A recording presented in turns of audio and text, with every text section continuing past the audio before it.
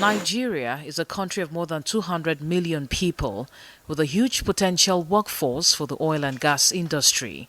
That's something that's been up for discussion by bosses of international and Nigerian oil firms during the International Petroleum Summit. The country is shifting its attention to cleaner and safer energy. Now there are calls for the government to invest more in regional development. The industry, I think, has been proactive in developing local content, even both the NOGIC Act. If I look at some of the things that our company has done, things like OML 58, OFOM Phase 2, very high levels, almost 100% local content. There's been a growth there's been a big growth in local content. And again, it's important, I think, that continues. I think it's important to see an active service sector. We all, as international oil companies, local oil companies, we rely heavily on the service sector.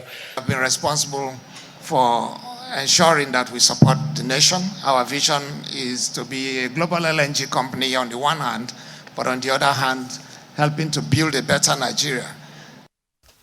The Nigerian government says the next 10 years will be a decade of gas.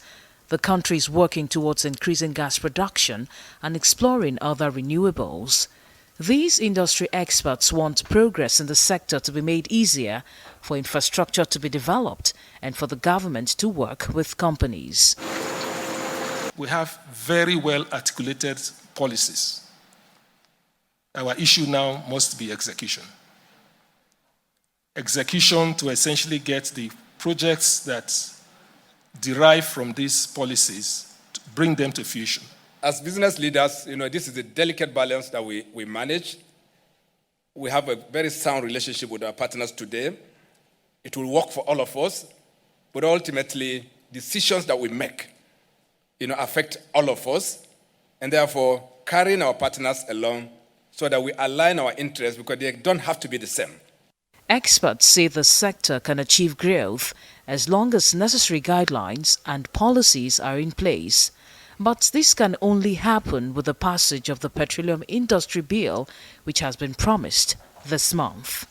Chinaemerem Joseph, Arise News.